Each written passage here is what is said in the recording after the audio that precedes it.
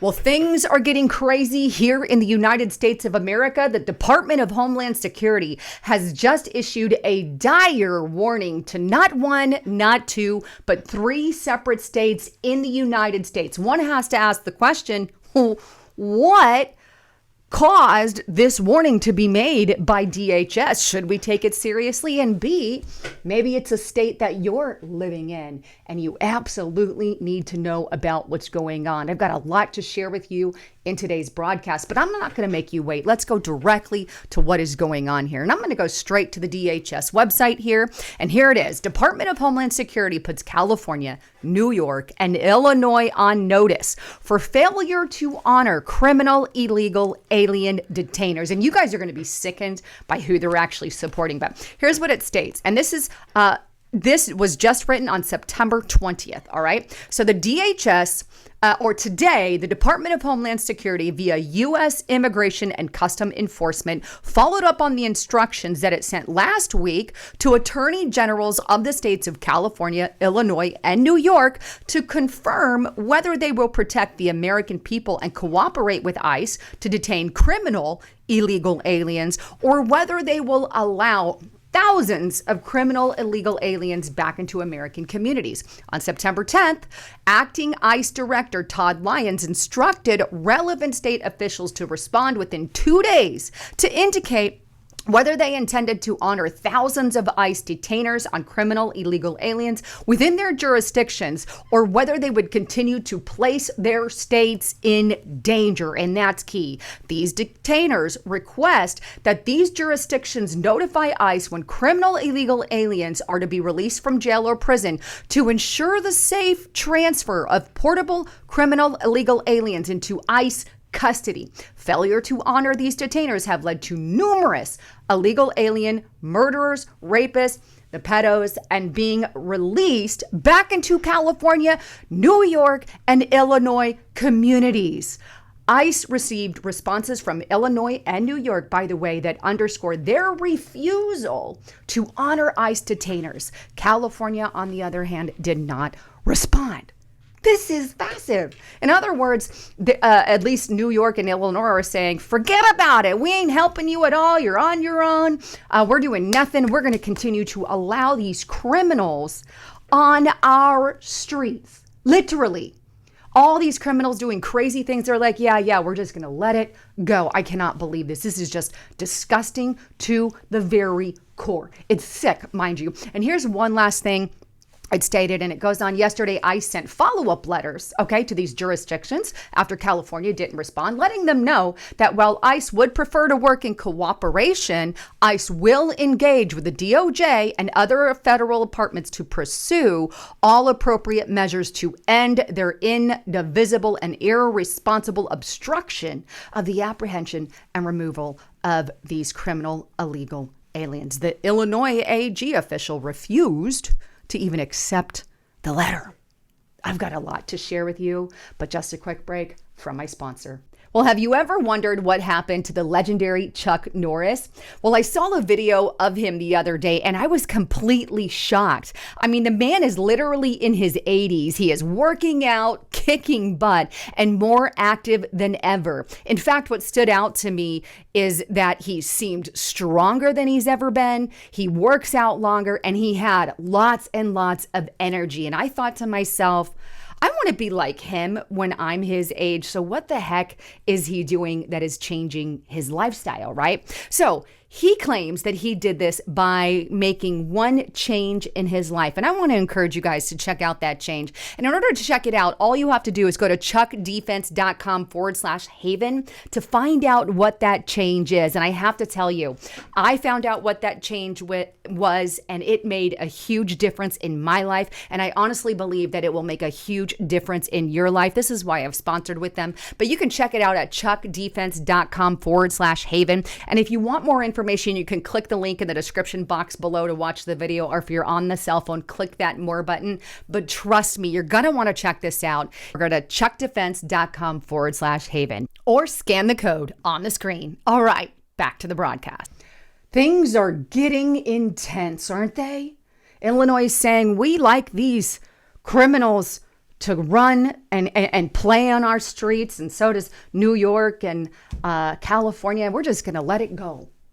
You know, maybe this is why the American people are saying, hey, you know, we're actually tired of the crime on our streets. Like Mayor Bowser came out there in Washington. She's like, yeah, I'm okay with what Donald Trump is doing with the crime. She had no choice but to say that because her own people, which is a bunch of liberals there in Washington, were like, yeah, I kind of like the fact that he's getting rid of crime and I can walk on the streets safe. But we have these chamokes in these 3 states that are like, no, we want these criminals running free to be released over and over and over and over again. In fact, on that same report that I showed you on the DHS website, they give a list of criminals who have been released back onto the streets because of these sanctuary policies. By the way, if you and I committed some of the crimes that these illegals did right here on the screen, I'm going to show you some of those, we would be in jail still. But because of their sanctuary policies, they get let go to recommit and recommit and recommit crimes. It should be common sense, right? You commit a crime, get out of my country. Done. Sayonara. Just saying, especially if you've already committed a crime getting in. But all of these, so driving with a suspended license, hit and run, you can see some pretty heavy things there. Trespassing, battery, messing with kids there, and then battery, aggregate. Look at this one. This one has a whole list. From property damage to being a gang member to all of that. But on and on and on, burglary, drug possession, actually a gang member of Trinidad, Aragua.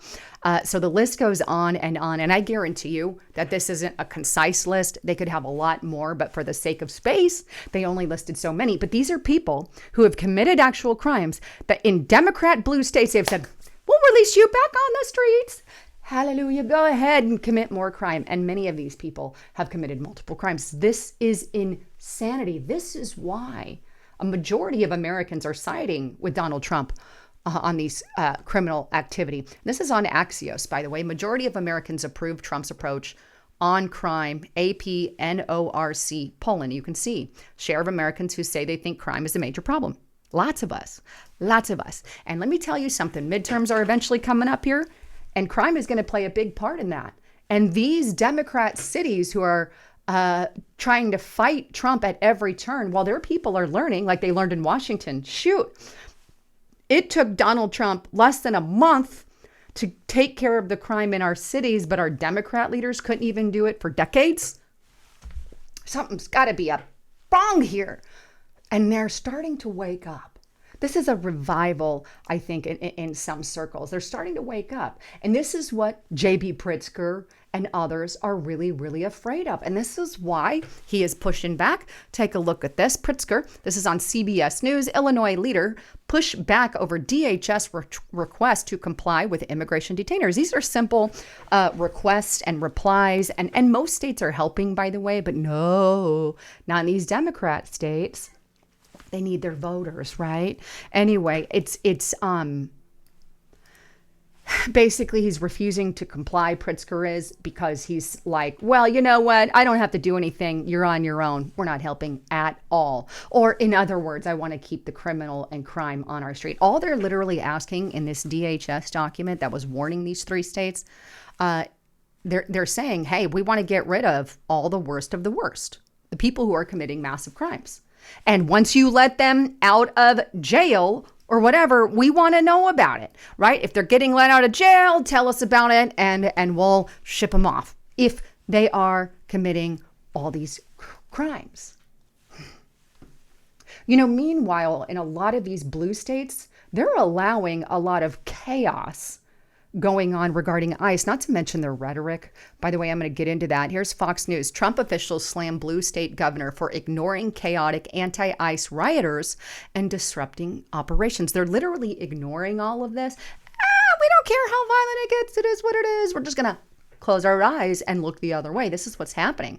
The Department of Homeland Security is criticizing Illinois Democrat Governor Pritzker for failing to assist in responding to a chaotic anti-ICE riot in Chicago suburb that forced federal authorities to deploy tear gas and other non-lethal measures. In a statement on Monday, the department claimed that police under Pritzker's sanctuary jurisdiction, refused to answer multiple calls for assistance. In other words, he didn't pick up the phone and he didn't answer the phone. Fox News Digital reported last Friday that federal officials clashed with a group of protesters who were blocking ICE vehicles from entering and exiting the process facility.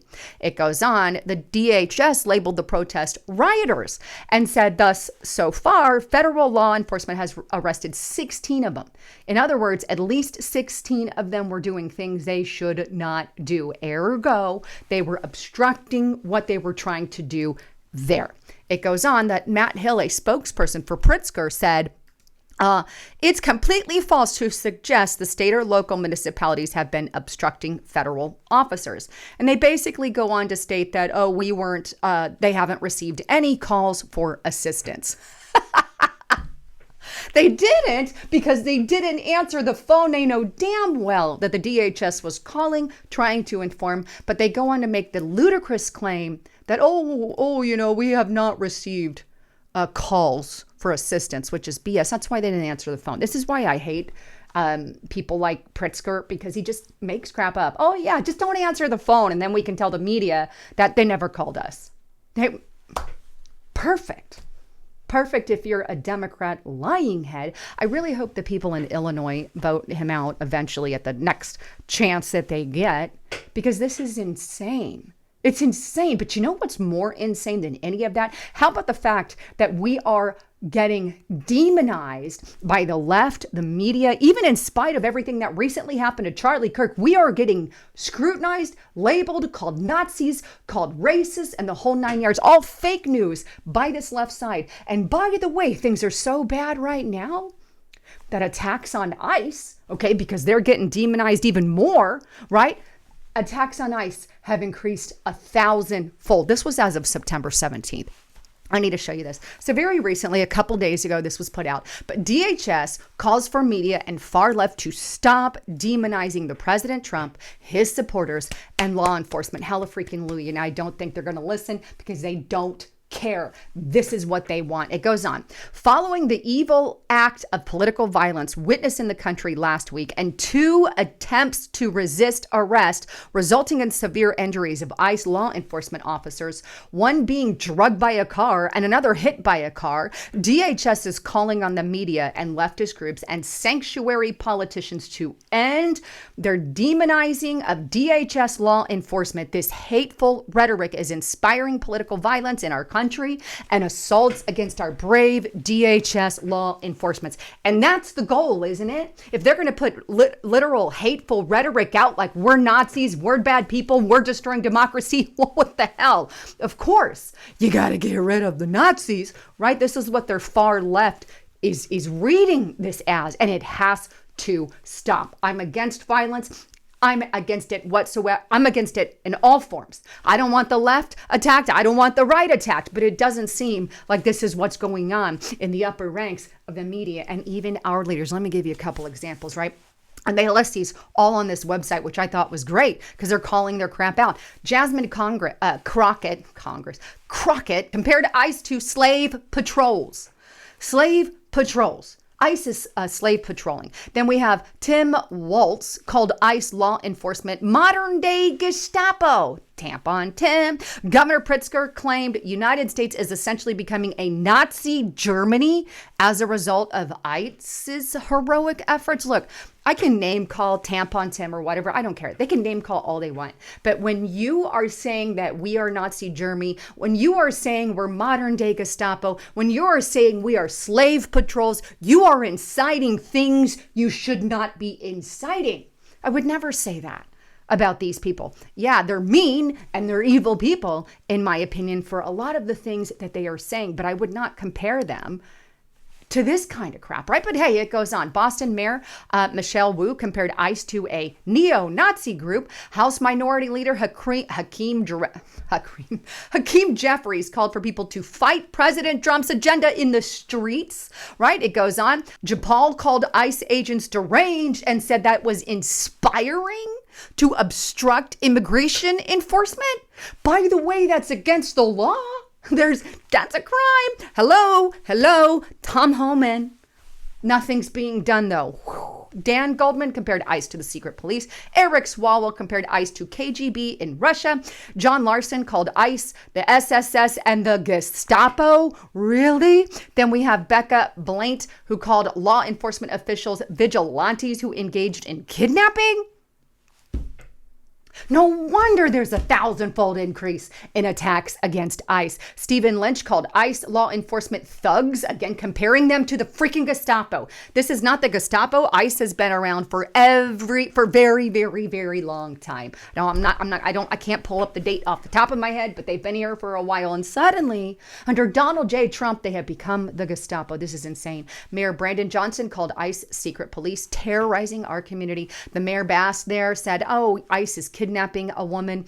You know what? This goes on. They called them criminal gangs. We have TikTokers implying alligator Alcatraz is for other purposes. The ACLU compared an illegal alien detention center to an internment camp. I mean, the rhetoric is insanity. Insanity. Then they go on to list some of the things that have happened to our ICE agents below.